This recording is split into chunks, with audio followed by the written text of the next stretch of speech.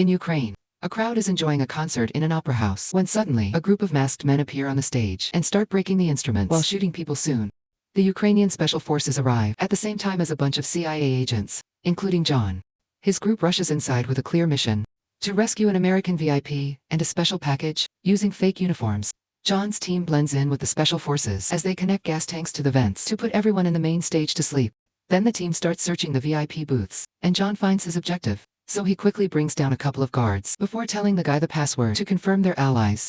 There are shooters coming down the corridor, so John grabs the man, and they jump through the window using a rope. The VIP then sits among the sleeping people to pretend he's a random dude while John rejoins the team, only to notice a Ukrainian agent planning a bomb.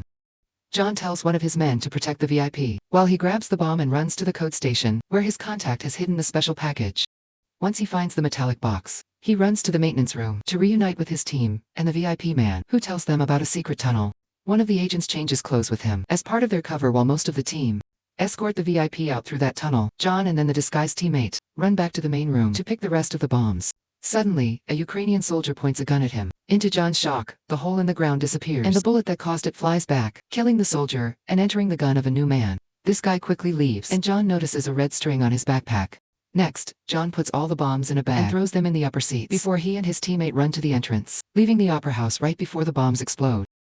The duo gets in the back of a van, and John's teammate immediately gets shot in the leg because the Ukrainians can tell he isn't the right guy. Moments later, John and his friend get tortured on a train yard. For information, the Ukrainian takes the poison capsule that John is hiding in his clothes, but his friend still has one left. John falls to grab it with his mouth, quickly biting it and passing out. Sometime later, John wakes up on a medical bed inside a ship sailing. A high-ranking CIA agent explains that the capsule never had cyanide, only a sedative. It was just a way to test John's loyalty to his country. Now, John has been chosen for a secret mission, yet the only information they give him is the code word, TENET, when a mechanic's ferry passes by. John pretends to be one of them and sneaks into their boat so he can return to land. After stealing a car, he goes to a lab in the city and meets with Laura, who recognizes the code word.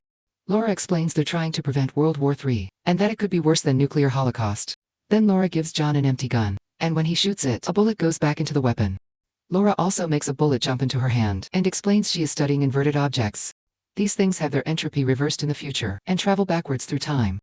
John makes a bullet go to his hand too, and Laura records it to show him the video, pointing out that from the bullet's point of view, he dropped it. John practices with the inverted gun, while Laura tells him that all the items she studies were sent from the future. They found all kinds of parts from complex machines that indicate a catastrophic war will happen. John wants to know who is dealing the inverted guns and travels to Mumbai, where he meets with British operative Neil.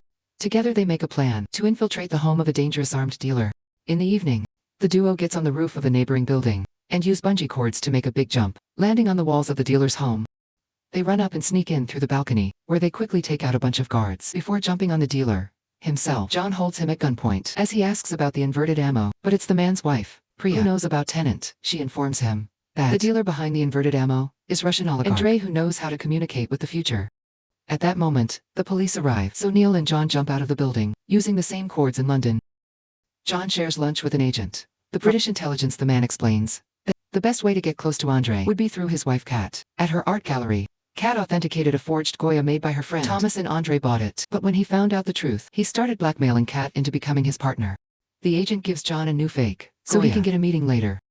John meets Kat and shows her the painting, saying he got it from Thomas. They end up having dinner together, and Kat explains she hadn't known the painting was a fake when she authenticated it. Andrei abuses her, and Kat would love to escape, but they have a son, and she can't leave him behind. Kat also reveals that Andrei brutalized Thomas, so she knows John is lying. John promises to retrieve the drawing Andrei is using to blackmail if she gets him a meeting with her husband. Suddenly, Andrei's thugs arrive and take Kat away. John tries to leave through the kitchen and finds more thugs, but he has no trouble beating them all up in minutes, using random kitchen objects. The next day, John shows up at Kat's son's school. Kat informs John that the drawing is being held in a free port in Oslo, where Andrei's company does business without detection from the law. Soon, Neil shows up at the free port while pretending to be an interested businessman, and during the tour, he learns that in the case of fire, the interior doors of the vault revert to their factory settings, making them weak to lockpicking. However, the oxygen in that room will be sucked because the company uses gas instead of sprinklers. John and Neil agree the best plan is to crash a plane into the free port. To trigger the lockdown, they hire pilot Mark, who brings his own team along. The duo goes to the free port as businessman and pretend they want to leave something in the vault, so an employee takes them there. Meanwhile, Mayor's team puts a bunch of workers to sleep to take over a plane, as Mar gets the plane moving. His men drop hundreds of gold bricks to distract any watchers and trick the incoming police. Once the plane has gained speed, the team sneaks out and lets it crash right into the building, causing a huge explosion in the vault. The gas is being released, and the employee immediately runs away. Neil and John hold their breath while taking their hidden tools from their briefcase and picking the lock to open the door. They move around the vault, picking different locks while trying to stay ahead of the gas. Eventually they enter a special corridor that takes them to Andre's private vault, where they cross a blue and a red door. The duo finds themselves on different sides, the same room, separated by a glass wall, with bullet holes in it. On the floor, John notices a bunch of guns, and realizes this hasn't happened yet. Suddenly, a thick revolving door spins on both sides, and men in SWAT uniforms come out. Neil is simply pushed as the guy runs off, so he follows him. Neil manages to jump on the man and remove his helmet, only to be shocked by what he sees. At the same time, the other soldier attacks John, and they get in a fight, during which the attacker keeps calling the inverted guns to his hand to get back the bullets from the glass. This man moves in a rather strange way, and John realizes he's inverted, too. After lots of struggle, John manages to overpower, and gets the gun ready to shoot, but Neil arrives to stop him. John tries to ask for information. However, the door opens, and the inverted man slides backwards. Outside, a broken plane engine causes a second explosion. At that moment, the paramedics arrive, so Neil and John pretend to be unconscious. The next day, John meets with Priya again. She explains the revolting door must have been an inversion machine, known as turnstile. The technology hasn't been invented yet. Someone sent it to Andre from the future. The terrorists at the opera house were sent by Andre, who wanted the plutonium from the metal box. John saw, now, the plutonium is in the hands of the Ukrainian forces, who will be moving it in a week. John wants to kill Andre, but Priya tells him to wait until they can learn what's going on, since it seems the present is being attacked by the future. Afterward, John meets with Kat, and tells her the drawing has been destroyed, so now she must arrange the meeting with Andre. That night, John is invited to a dinner party, and he finally meets Andre, who thinks John is having an affair with Kat. He threatens John, and signals the guards to take him away. However, John mentions opera, and Andre agrees to a private meeting. The next day in the morning, Andre reveals to Kat that his men retrieved the drawing before the fire reached it, so he still has power over her. Then they go sailing with John, who shares his knowledge of the plutonium box to win Andre over during a sudden turn of the boat. Kat releases Andre's harness to make him fall, but John needs him for the plan, so he dives in to save him. Later at Andre's yacht, John gives Kat a gun so she can protect herself. Then he and Andre discuss a plan to steal the plutonium back. Andre shares that he grew up in a war zone and retrieving plutonium from scattered warheads. Inside a very peculiar drum, he found several bricks of gold and some pages of instructions with his name. Thanks to those instructions, he became the successful man he is now. In the evening, Andre throws some things at Kat for what she did and gets ready to beat her up. But Kat points out her screams would make John want to save her, and Andre would have to kill him, so Andre stops himself at that moment. A helicopter lands on the yachts, and the workers bring out a huge, heavy package. John sneaks around to spy on Andre, opening the package, finding inverted gold bars inside. There's one missing, and an employee reveals he has it, so Andre beats him up to death. Then a guard finds John, and beats him up too, before taking him to Andre, who now is suspicious of him, but still keeps the deal. He gives John some gold, and tells him not to contact him until he has the plutonium. John convinces him to let Kat make the exchange when the time comes on the day of the plan. Andre brings Kat to a warehouse where they look at his inverted weapons. Kat is nervous, and Andre yells at her, causing her to reveal her gun in fear. Andre immediately responds by beating her up. Meanwhile, John and Neil follow the truck, moving the plutonium, surrounded by security cars. Andre has provided a team that surrounds the truck with other big vehicles, including a fire truck. Dressed as a fireman, John climbs on the fire truck's aerial ladder, while the other vehicles begin crashing against the security cars to stop them, keeping the main truck trapped among them. Andre's man also blocked the truck's radio so they can't ask for help. The ladder moves and puts John above the truck, where he uses a light explosive to create a hole in the roof. He jumps inside the truck and blows up the safe door to finally get the case with a plutonium box. Then he climbs out at the same time. A police car starts to follow, but Andre's men shoot it to stop it. Now John can safely climb back into Neil's car. The duo almost gets to escape, only to hear speech being spoken backwards. In the radio, a vehicle ahead of them suddenly starts moving strangely, and they realize Andre wants to steal the plutonium from John instead of keeping the deal. The inverted car moves backwards, next to theirs, and starts chasing them, getting close enough to show John that Andre is keeping Kat hostage. As a silver car on the road also starts moving backwards, John throws the case to Andre to save Kat. Next, Andre jumps into a different car with a box, while Kat stays in the first vehicle, which now has no driver. Kat manages to open the door, and Neil drives right next to her, so Andre can make a risky jump, getting into Kat's car to make it stop. Right before it crashes, Andre got to escape, but more of his thugs arrive and open fire, while Neil shoots back at them. Some men sneak around and kidnap John and Kat. Afterward, John is taken to the warehouse, where there's another room split in two by a glass wall. He watches how Andre and Kat appear on the other side, moving backwards, and since Andre is speaking in reverse, a machine replays his speech in the right order. Andre threatens to shoot Kat if John doesn't tell him where he put the plutonium box because he only threw the empty case at him. At first, John refuses to talk, but Andre reverse shoots Kat, so John confesses he hid it in the glove box of Neil's car. Suddenly, another Andre appears on John's side and starts hitting him, asking for the real answer because he knows John's lying. At that moment, a bunch of soldiers enter the room and open fire, so both Andre run to hide in the turnstile. Now the Andre from John's side appears on the opposite side to complete the loop. Everything that just happened happens again now, in reverse. To finish the timeline after this, Andre is also gone. Neil arrives saying the soldiers work for Pre-Antenna. A furious John pushes Neil and demands to know why Andre knew all their moves, suspecting Neil of double-crossing him. However, Soldier I explains that what Andre did is a temporal pincer movement. This means that half of Andre's men move forwards through time to act out the operation and then give the other half the knowledge of what happened. That second half then inverts and complete the operation successfully, creating a self-informed loop. The soldiers can't help because she has an inverted wound, so John wants to take her through the turnstile to invert the effects, pointing out he can use the machine in the Freeport to return to normal later. The whole team takes Kat through the machine and they appear on the other side as they see themselves through the glass. Now that they're in the past, John wants to use the chance to try to save Kat from getting shot at all. Soldier Wheeler gives him an oxygen mask and advises him to wear a SWAT uniform to cover his whole body, explaining he shouldn't see his other self or that would instantly kill them both. Then John leaves the warehouse and has to get used to move in an inverted world since everything here is backwards for him, from air to gravity. He gets in the silver car he saw earlier and drives to the shootout scene where he finds the empty case by the road. John puts a microphone in and hides to watch how the case jumps back to Andre. When he drives by, John starts following, while listening to Andre talk to his men, learning they already checked the glove box and know he was lying as he drives closer.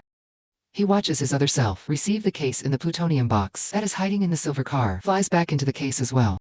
It turns out John threw it there the first time.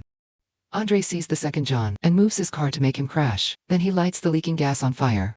Huge flames cover the car and an explosion knocks John out. Moments later, John is shocked to wake up in the back of a truck with Neil and Kat. He learns that since he had been inverted, the effects of the explosion were nullified and it gave him hypothermia instead of burning him. John starts interrogating Neil because obviously he knew everything from the beginning. However, Neil promises to tell him who hired him. Later, John remembers that he heard Andre mentioned something called algorithm, so Neil explains it's a device made to invert the entire world to make it end sometime later. The truck stops at the Oslo Freeport, where Maher is crashing the plane. Neil and John cover their bodies with uniforms and move a sleeping Kat on a stretcher toward the building when John looks for an entrance. The engine explodes and pushes him through a door, revealing he was the SWAT guy that found his other self. The whole fight happens again, but since it's now in reverse, it showed John is trying to get away from his other self by doing as little damage as possible. They make it to the turnstile room, and after shooting the glass, John jumps into the machine to invert himself back to normal. He appears on the other side and runs away. That's when Pasneal chases him and takes off his helmet. Seeing John's face is why Pasneal let him go. Then John opens a door for Neil and Kat to come inside while he steals a van. Neil is careful to avoid his other self and successfully gets in the machine, inverting himself and Kat back to normal. They escape in the van, and now Kat can recover normally. Sometime later, John visits Priya and tells her he knows the box he had to steal had the algorithm. Priya explains that in the future, a scientist creates the inverting method but fears that it will be used for war. Therefore, the scientist breaks the algorithm into 9 pieces and sends them to the past to keep them safe. One of those pieces is the plutonium box, and now Andre has all 9.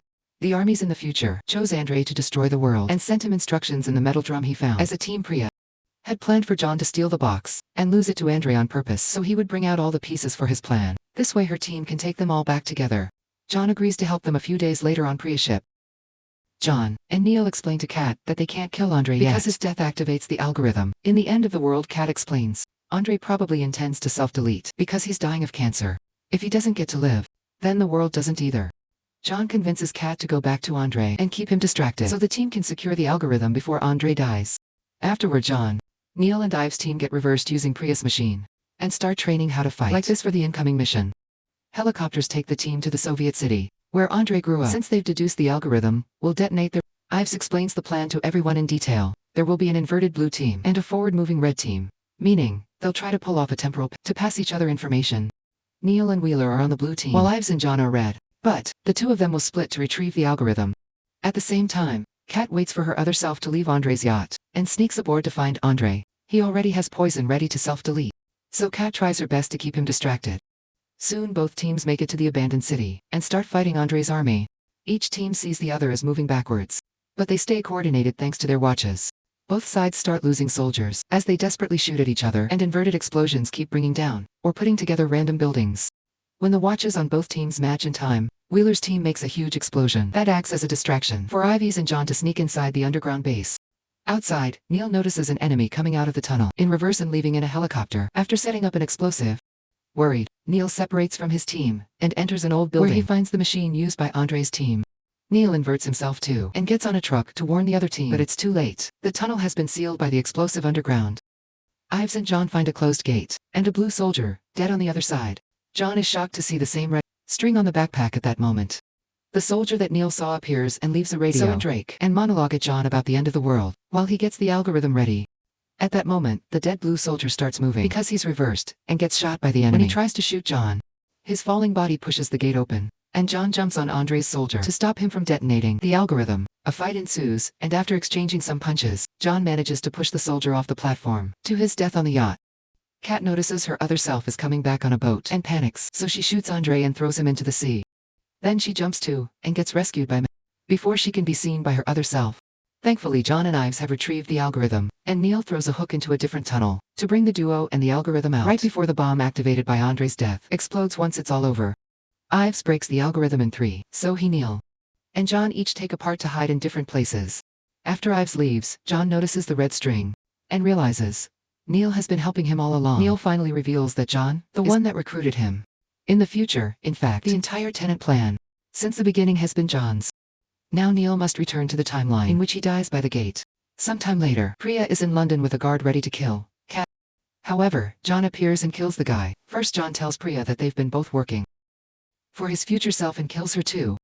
Then he watches Kat finally be happy with her son. Make sure to subscribe and turn on notification so you can watch more videos like this. Thanks for watching.